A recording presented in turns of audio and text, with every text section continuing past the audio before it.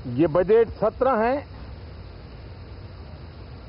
मैं देशवासियों को जो गारंटी देता रहा हूं, क्रमशः रूप से उन गारंटियों को जमीन पर उतारना, इस लक्ष्य को लेकर के हम आगे बढ़ रहे हैं। नमस्कार, आप देख रहे हैं कृषि जागरण पावर्ड बाय स्टिल इंडिया और मैं हूं आपके साथ एकता। मोदी सरकार की तीसरे कार्यकाल का पहला बजट 23 जुलाई को आने वाला है। वित्त मंत्री निर्मला सीतारमण मंगलवार को अपना लगातार 7वां बजट पेश कर एक नया रिकॉर्ड बनाने वाली है।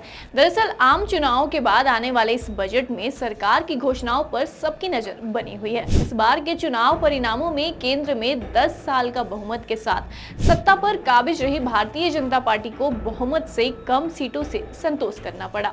सत्ताधारी दलों की सीटों में कमी का सबसे बड़ा जनहित के मुद्दों पर केंद्र की अनदेखी को माना जा रहा है।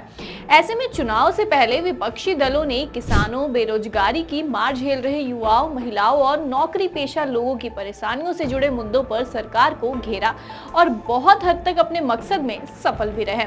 ऐसे में ये देखना काफी दिलचस्प होगा कि इन वर्गों के लोगों को सरकार इस बार के बजट में क्या तोहफा देती है। जानकारों का मानना है कि अपने तीसरे कार्यकाल के पहले पूर्ण बजट में सरकार महिलाओं, किसानों और युवाओं के लिए खजाना खोल सकती है। युवाओं के लिए रोजगार बढ़ाने के लिए नए उपाय बजट में दिखाई दे सकते हैं, तो महिलाओं को लखपति बनाने की भाजपा की योजना को आगे बढ़ाने के लिए सरकार भारी निवेश की घोषणा भी कर सकती है।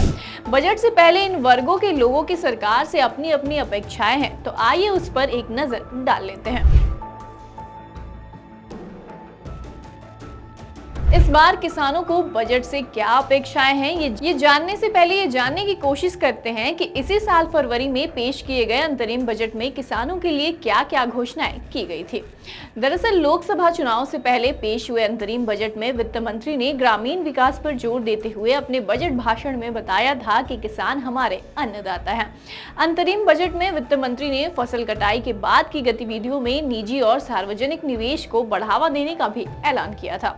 इसके साथ ही सभी कृषि जलवायु क्षेत्रों में नैनो डीएपी के इस्तेमाल के विस्तार की भी बात कही गई थी। तिलहनों के लिए आत्मनिर्भर हासिल करने के लिए आत्मनिर्भर तिलहन अभियान शुरू करने का ऐलान किया गया था। डेयरी विकास के लिए व्यापक कार्यक्रम बनाने की बात भी वित्त मंत्री ने की थी। इसके साथ ही जलीय कृषि उत्पादकता बढ़ाने, निर्यात दोगुना करने और अधिक रोजगार के अवसर पैदा करने के लिए प्रधानमंत्री मत्स्य संपदा योजना को आगे बढ़ाने की भी चर्चा की गई थी।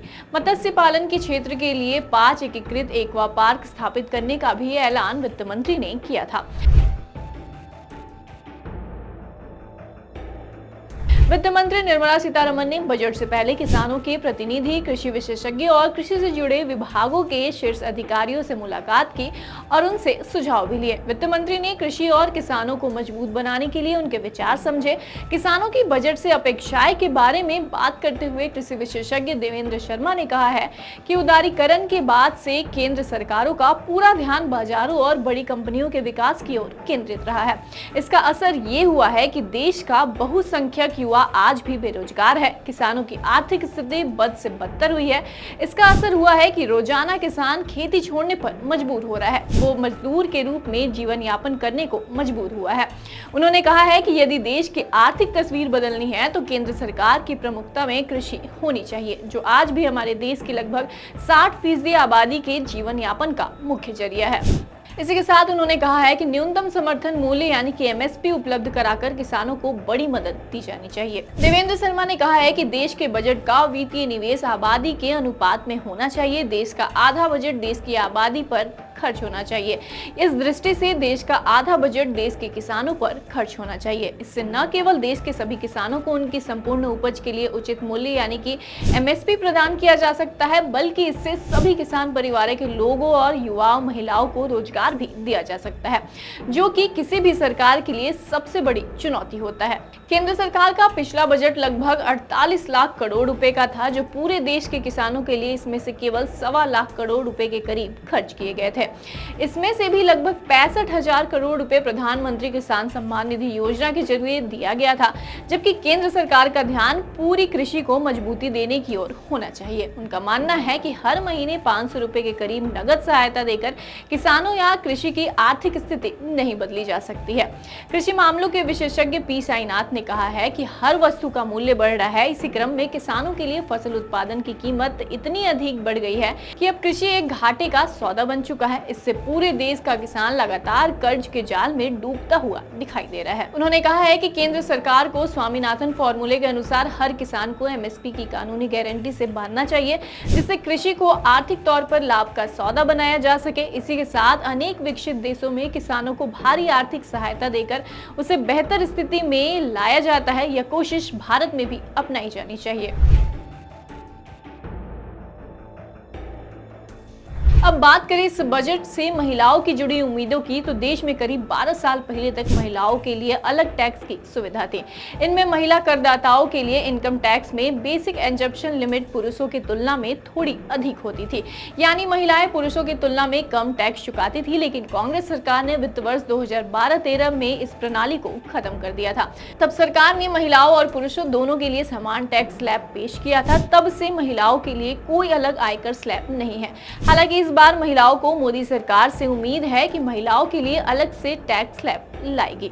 सरकार से जुड़े सूत्रों का कहना है कि महिला वोटर को ध्यान में रखते हुए सरकार महिला करदाताओं के लिए अलग से टैक्स स्लैब ला सकती है, यानी कि उन्हें अलग से ज्यादा छूट बजट में मिल सकती है। अभी नई कर व्यवस्था में 7 लाख तक कोई टैक्स नहीं देता है, अब सरकार इसे 8 लाख रुपए तक कर सकती है।